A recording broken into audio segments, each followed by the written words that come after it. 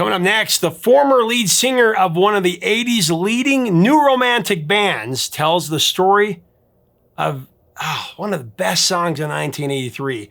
A song that's become a bona fide classic, a standard.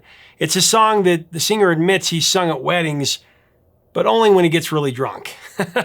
He admits it's a very difficult song to sing, and he was scared about hitting the notes night after night when they first recorded it. Well, it's been decades, and he can still nail it. And though he's sung it over 1,000 times, he says he never gets tired of it. But he does get embarrassed when fans tell him things that they do to this song in the background. It's a fabulous interview coming up. One where he's taken aback when I tell him that a famous boy band ripped off the melody to the song. He had no idea until this interview. Story, the interview, and the song's coming up next on Professor of Rock. Hey music junkies, Professor of Rock, always here to celebrate the greatest artists and the greatest songs of all time. You know, if you ever watched Top of the Pops or Solid Gold or American Bandstand back in the day, you're going to dig this channel.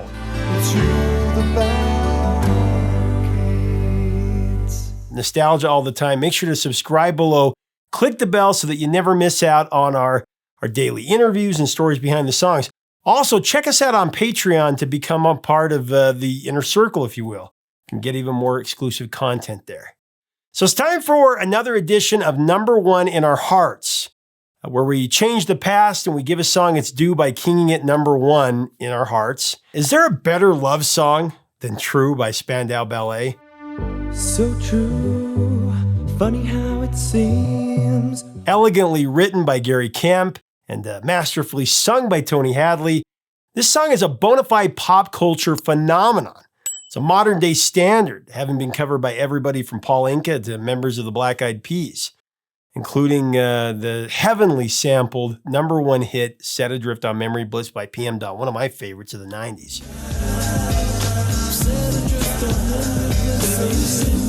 Tony Hadley, the former lead singer of Spandau Ballet, is going to tell us all about it. But first, I want to give it a little history. In fact, this could be a number one in our hearts and a new standards. That's how great this song is. Spandau Ballet was formed in Islington Long in 1979, inspired by the post-punk underground dance scene. They were first called The Applause before changing to Spandau, and became one of the most successful bands of the new romantic era of British pop. They helped with the second British invasion here in America, conquering the American charts with a song that really has become a new standard. Their classic lineup of that time was Gary Kemp on guitar, synth, and backing vocals, his brother Martin Kemp on bass, which actually didn't play bass on the recording of the song. Tony Hadley was the vocalist, saxophonist Steve Norman, and drummer John Keeble. True was composed by the group leader Gary Kemp, who wrote the song at his parents' house when he was living there. Another new wave song that was inspired by Motown, as Marvin Gaye is, of course, mentioned in the lyrics. Listening to Marvin all night long. To quote Kemp, he said, "It was a bit like a Marvin Gaye, Al Green song, a blue-eyed soul song. It was at a time when it was me concentrating on melody first rather than the sort of riff and the groove." End of quote. Kemp also said, True became a song about writing a love song. Why do I find it hard to write the next line? I want the truth to be said, because I didn't want to write it down, because there's nothing more embarrassing. Why do I find it hard to write the next line? The song was partly about Kemp's platonic relationship and unrequited love with Altered Images singer Claire Grogan. I had the opportunity, like I said, to sit down with former lead singer Tony Hadley, who sang the original master, and he told the story behind recording the song and what it means to him all these years later. It's a great interview from one of my favorite songs of all time. Now, as we go into this, I do want to thank our sponsor, Zenni Eyewear, the glasses that I wear every single day. You can go design your own pair at Zenni.com, and what I mean by that is you go and there's hundreds of styles to choose from. You pick the color, the shape, the size, whatever style you want. You can also get sunglasses to go with it. Check it out at Zenni.com. Here is Tony with the story.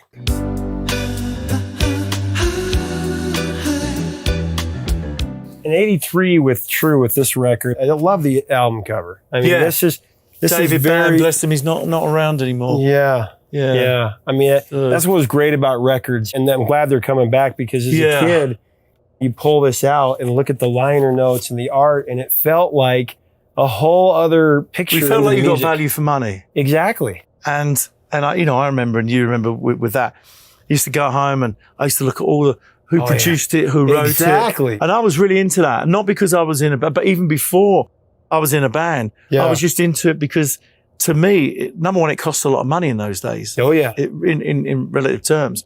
And it was like the artwork. And it was the first double album I ever got was Oh, Goodbye Yellow Brick Road, Elton John. Oh, yeah. And look at the Awesome. the album cover and the Beautiful. art and even the songs Amazing. that weren't on the radio. Yeah. Candle in the Wind and all. I Yeah, mean, what a yeah. phenomenal record. Exactly. But you know, and I understand new technologies come in there and Spotify, and I use it too. I still buy albums, and it is amazing that in the blink of an eye, you go, oh, what's that band? Oh, let's just check it out. Let's just check that song out. I remember we were doing, Jim Crochet's Time in a Bottle. I was doing it with an orchestra in England and a beautiful song. And what's the correct tempo? Hold it. Yep. And there you are in an instant. So I completely understand why people are doing it, why I'm doing it and everything, because it's instantaneous. And these days we want everything in an instant. Right. But the magic. the magic is in that. It and is. even the CD, you It know. is. But It is because I remember a Spin the Black Circle. And I mean, I can even remember when I got that scratch. I mean, you could look at a record and it has the lifelines of, your life. yeah. But I remember sitting down and listening. And that's the other thing is I know every song on this because of because course. you only had so much money. And you only had so much time on vinyl anyway. So, Right. So there are only 4 songs aside. You know, so Yep. it's, So Wow. True, one of the biggest love songs of all time. I mean, it was crazy. We talk about these crooners. Paul Anka. Yeah. What did Oh, you yeah. think when you Yeah. heard that version? it was a bit strange. Yeah. So true, funny how it seems. I've actually done that version with a swing orchestra. And I like a bit of swing, so I've actually done it. It kind of works. It's very unusual. I think when people want to hear me sing it, they want to hear me sing the straight version. So. Oh yeah, they want to Yeah. hear the version. But that I they have done remember. the swing version, which is very interesting. Yeah. I mean, he's an incredible And he artist. sings Ella, and he replaces Marvin Gaye with Ella Fitzgerald. Yeah. It's pretty cool. But that was such a huge song. Number 4 on the pop charts here. Number 1 in UK, Canada, Ireland, the AC charts here. 21 countries, yeah. That Huge. changed a lot of things, yeah. I always say this because Sinatra is my favorite all time, but it's one thing to compose a song, but the interpretation, what makes True so great to me is the dynamics of the song vocally, the way you approach it. I want to ask you and go through the song a little bit because that's what made the Globe connect to that emotionally is that you kind of start out and you hear the background vocals, but then it kind of stops. And then you say, so true. Yeah. So true. Yeah. Yeah. And you take the audience on this journey through the song. And that's what I loved It's as nice a of you kid. to say that. Thank Yeah. you. You know, it's a difficult song to sing. I remember doing it at the time and thinking, wow, number one, we'd never done a song like that. This was completely out of our remit kind of thing and out of our comfort zone.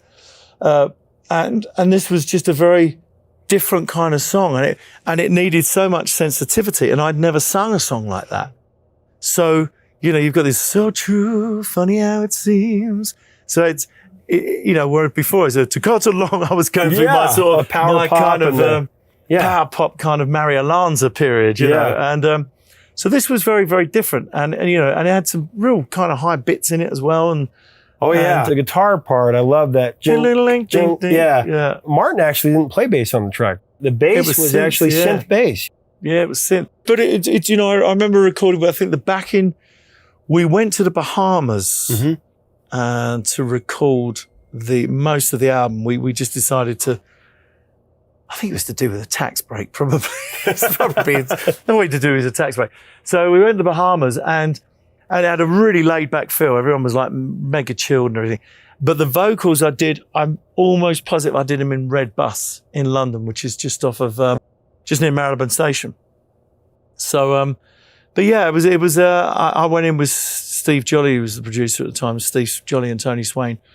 But yeah, it was a toughie.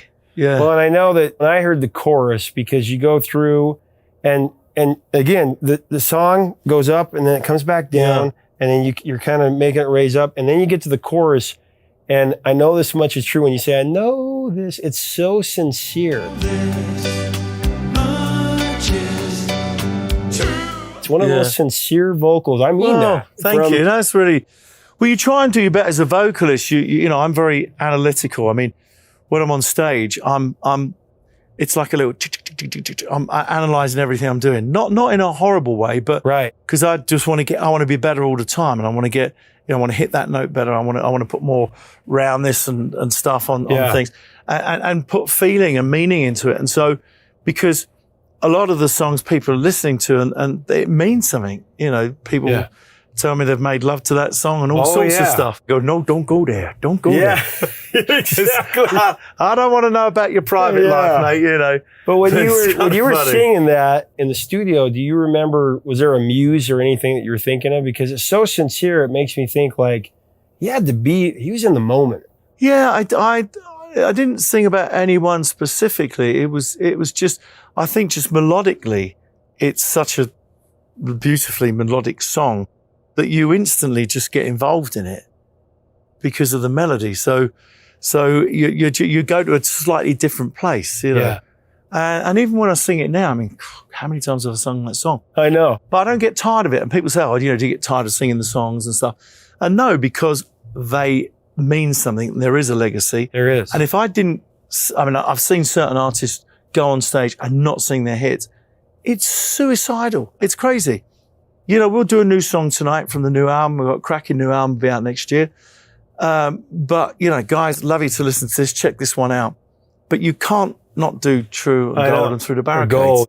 Yeah. Exactly. I always wanted to know what the songs were about as a kid. And so what was cool about that is there are a few pop songs in the 80s that brought out Nabokov. I always heard that Seaside Arms. Yeah, Seaside Arms was from Nabokov. And then the Police, about the same time, were Don't Stand So Close to Me. Take your seaside arms and write the next line. Don't stand so close. And so that was interesting because pop songs can take you to something else, right? Yeah. And that's how I discovered Nabokov. And there's always, I think you always references. I mean, Gary was very into that kind of thing. And when he wrote Gold, it's, you know, we said, oh, okay, that's interesting, you know, and it conjures up an image. And I think you want to conjure up an image. I mean, a song that I wrote on the last Spandau album we did, Soul Boy. There's loads of references to like Died in Your Arms Tonight. So Cutting Crew. So I like taking references from other songs and stuff like that. Well, the Seductive's saxophone solo by Steve, I mean, that was so perfect because when that comes in, you come in full force with Bought a Ticket to the World. I bought a ticket to the world. That last thing before you go into the final chorus. But now I've come back again. It's just funny if I don't do the big note at the end now. I just play it down. But no, the sax solo by Steve is, there are not many sax solos that I think that people could actually sing. You know, but that is so, like, that's there. Melodic. You know, so melodic.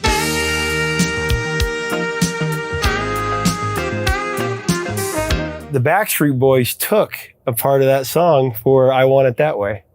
Did you know that? No, I didn't know that. They took the little, if you listen to the chorus of I Want It That Way. Boys, I Want It That Way. I want it that way. Na. Tell me why it ain't nothing but a mistake.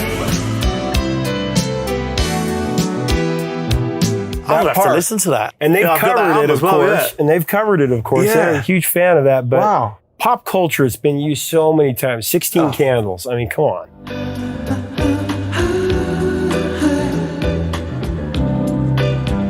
That scene. Well, to change this up is very slightly. We were listening to Antebellum the other night, you know, their song, and actually, it's completely. I was the eye of the da da da da. I asked Alan Parsons about Alan that. Parsons, you know. But now nobody sues each other over publishing because there's no money in it. So it doesn't matter. Years ago, that would have been. I'm gonna sue you. Yeah, no kidding. Yeah. That's crazy. But yeah, 16 Candles, I Love You, Beth Cooper, The Wedding Singer. The Wedding Singer. What did you think when Steve was I singing? am the wedding singer. Yes.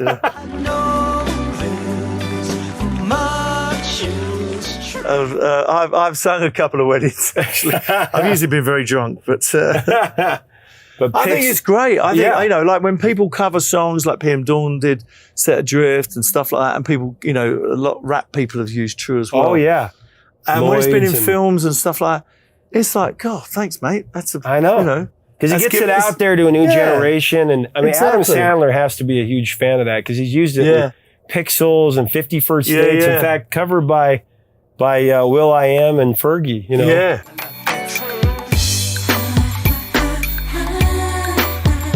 Yeah, Set Adrift on Memory Bliss. I wanted to talk about that for a minute because that was so cool for me being such a fan of the song. Yeah, and then yeah. in high school, I'm in high school and it comes out Yeah. and all my friends are like, man, that's a dope song. I'm like, dude, that's Spandau Ballet.